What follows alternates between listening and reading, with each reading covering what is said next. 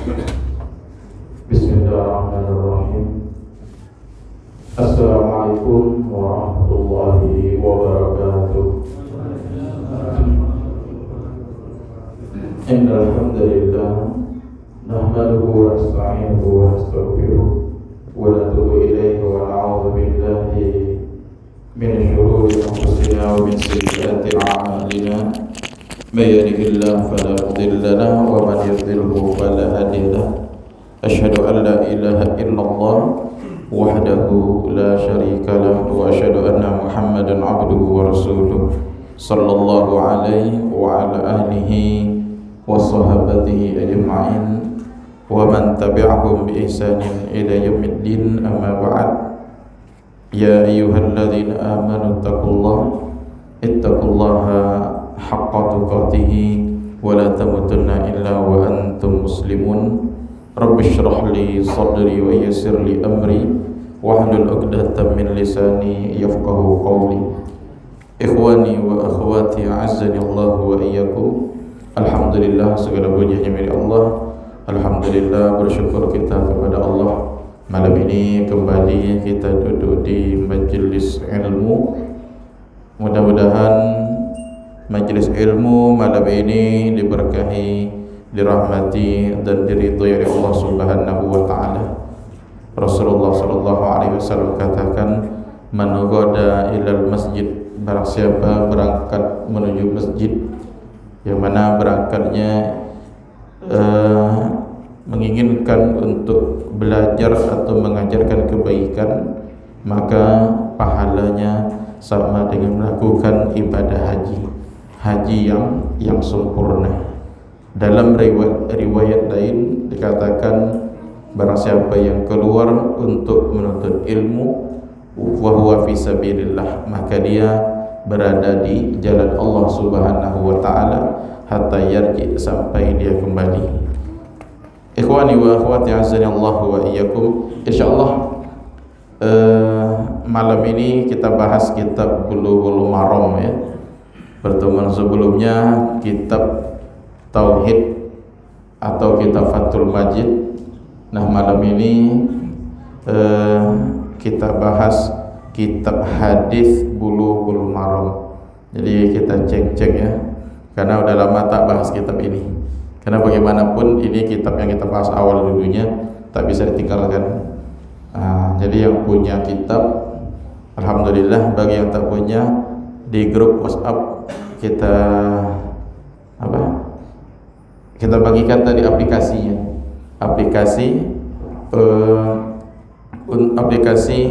dari kitab Bulughul Maram.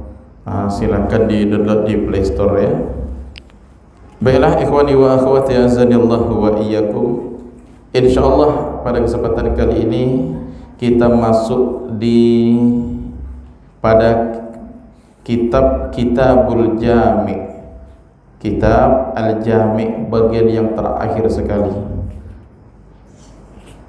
Dapat? Kalau di terjemahan, kalau yang di aplikasi, bab kitab atau bab perlengkapan bacanya. Kelengkapan apa namanya itu? Kelengkapan ya. Dapat? Itu yang di aplikasinya. Kalau di terjemahan apa namanya?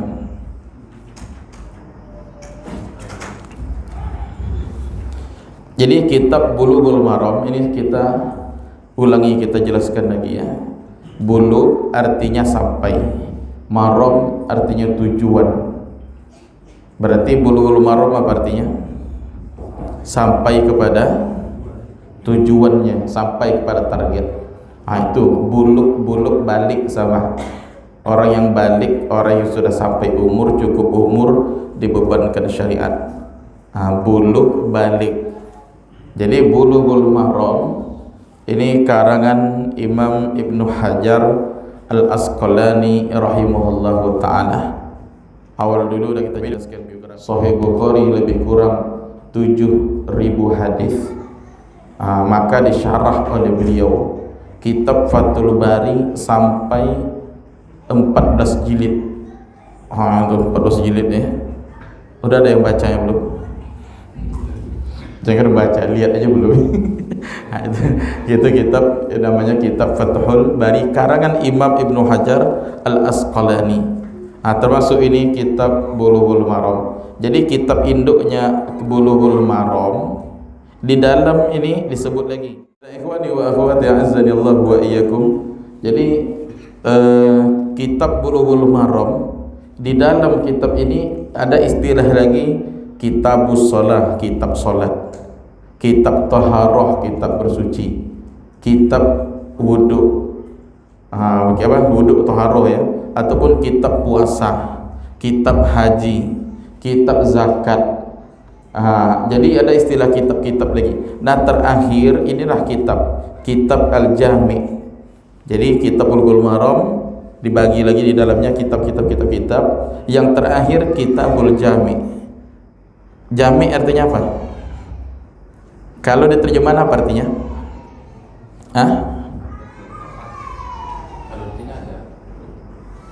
Tidak, sebelum itu lagi. Adab itu bab, bukan kitab. Yang punya buku terjemahan Jami' juga. Ya. Nah, kalau di aplikasi itu kelengkapan ya. Jami' itu arti sebenarnya jamak. Apa arti jamak? Jamak solat. Jamak solat menggabungkan solat, mengumpulkan solat.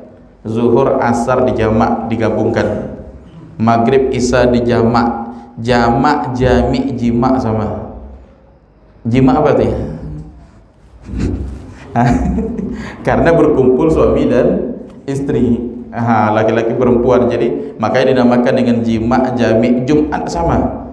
Jumat itu berasal kata jamak, Jumat, karena berkumpulnya kaum muslimin untuk melakukan sholat.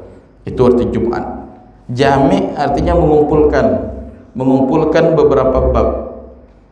Mengumpulkan beberapa bab. Di sini ada 6 bab dibawakan oleh Imam Ibnu Hajar Al-Asqalani rahimahullah ta'ala. Pertama bab adab, yang kedua bab kebaikan dan silaturahim, zuhud wara', kemudian bab anjuran atau motivasi ancaman dari akhlak yang buruk, kemudian motivasi akhlak yang baik, kemudian zikir dan doa. Ini bab-babnya. Jadi mengumpulkan 6 bab. Jadi bagian akhir dari kitab Bulughul Maram ini membahas masalah adab dan yang lainnya. Mungkin timbul pertanyaan, kenapa kitab Bulughul Maram membahas masalah ini, sementara di awal-awal membahas masalah hukum? Betul ya? Sekali lagi, kitab Bulughul Maram ini kitab hadis tentang hukum, tentang fikih, masalah salat, puasa, zakat, masalah jenazah sudah kita bahas semuanya. Nah, kenapa bagian akhir tidak ada bahas masalah hukum? Dia bahas masalah akhlak, masalah adab, zikir, doa. Seakan-akan Imam Ibnu Hajar Asqalani mengajarkan kepada kita, setelah membahas masalah hadis tentang hukum, setelah berilmu, maka jangan lupa beradab. Jangan lupa beradab, jangan lupa berakhlak dengan akhlak yang mulia, sebagaimana dianjurkan oleh Nabi sallallahu alaihi wasallam. Makanya di bagian akhir beliau menjelaskan, membawakan hadis-hadis berhubungan dengan akhlak, adab dan yang lainnya. Paham ya? Nah, jadi kita langsung masuk ke kitab atau bab bagian yang terakhir.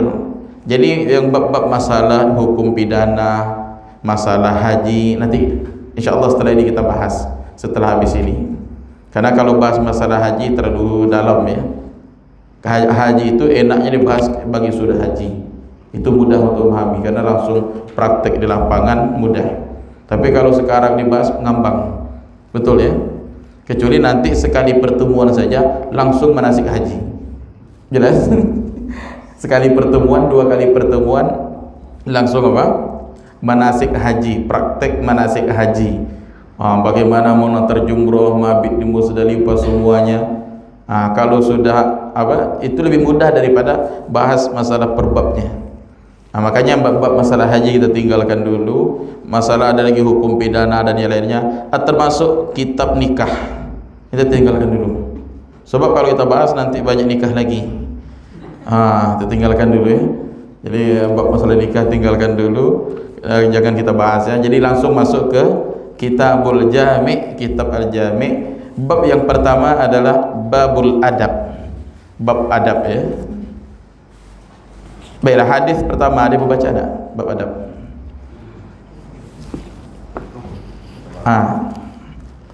Ada yang baca? Sambil diminum tehnya ya, santai aja. Ustaz Amar lah. Nabi Hurairah radhiyallahu anhu qala Rasulullah sallallahu alaihi wasallam, "Al-muslim 'ala al-muslimi sadaqah. Idza laqitahu fasallim 'alaihi, wa idza da'aka fajibhu, wa idza istansahaka famsuhu, wa idza 'afasa fahmidallahu fashammithhu, wa idza marida fa'udhu, wa idza mata fattabi'hu." Rawahu Muslim. Baiklah. Bapak terjemahan ya. Dari Abi Hurairah radhiyallahu anhu, Rasulullah sallallahu alaihi wasallam bersabda, hak seorang muslim terhadap muslim lainnya ada 6 perkara. Yang pertama, jika bertemu maka dia bersalam. Jika dia diundang maka penuhi undangannya. Jika ia diminta nasihat maka berikanlah nasihat. Jika dia bersin dan mengucapkan alhamdulillah maka jawablah. Jika dia sakit maka jenguklah, dan jika dia wafat maka tetapkan. Masya Allah. Baiklah, hadis pertama ya. An Abi Hurairah radhiyallahu anhu qala Rasulullah sallallahu alaihi wasallam. Dari sahabat namanya Abu Hurairah. Tak perlu jelaskan lagi ya. Insyaallah dah paham. Abu Hurairah, siapa nama lengkapnya? Abdurrahman. Sekali lagi, Abu Hurairah nama aslinya Abdurrahman bin Sakhar Ad-Dausi. Ad-Dausi suku Daus dari Yaman. Jadi Abu Hurairah itu Hurairah artinya anak kucing. Karena beliau senantiasa bawa anak kucing, maka digelar dengan Abu Hurairah, bapak dari anak kucing. Jadi kalau ada kawan kita nanti bawa anak kucing terus, gelarnya apa? Abu Hurairah kalau bawa anak kucing. Tapi kalau emak kucing ini bawa apa? Abu Hirrah ya. Hirrah. Jadi Hirrah kalau kucingnya besar. Tapi kalau kecil Hurairah. Dari sahabat Abu Hurairah, dia berkata, Rasulullah bersabda, "Haqqul muslim 'alal muslim sittun." Hak muslim atas muslim yang lain ada sittun. Sittun apa artinya? 6. Kalau khamsah 5, sittah, sittun artinya 6. Jadi hak muslim satu dengan muslim yang lain ada 6 kata Nabi. Apa saja 6 tersebut? Pertama, idza laqiyahu fasallim alaihi. Apabila berjumpa ucapkan salam. Ini pertama. Yang kedua, wa idza da'aka fa'ajibhu.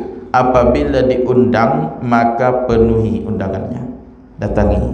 Ini yang kedua. Yang ketiga, wa idza stansahaka fansahu. Apabila minta nasihat maka nasihati dia. Yang keempat, wa idza atasa artinya bersin. Apabila bersin lalu dia memuji Allah. Makna memuji Allah ni dia ucapkan alhamdulillah. Fashammithu, maka doakan dia. Nanti kita jelaskan ya. Wa idza marida, apabila sakit, fa'udhu, maka jenguk. Ini yang kelima. Yang terakhir yang keenam, wa idza mata fatba'hu atau fattabi'hu, maka iringi jenazahnya.